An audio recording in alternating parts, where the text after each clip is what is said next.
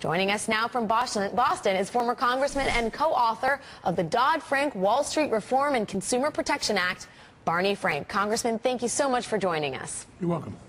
Congressman, I have to ask, after all the work that was put into Dodd-Frank those years ago, are you satisfied with how implementation is going in Congress? No, but it is doing better than, frankly, you said.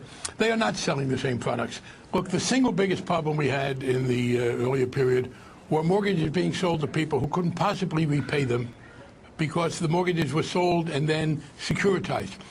The bill specifically prohibited that, and that's being enforced. You do not have the kind of irresponsible mortgages going forward. There is also much greater capital.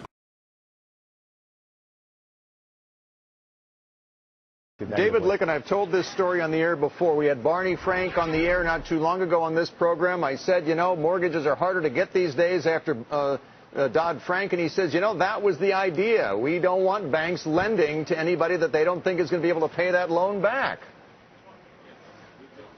That is true, and it reminds me of the T-shirt of a guy that's very overweight that says, I overcame anorexia.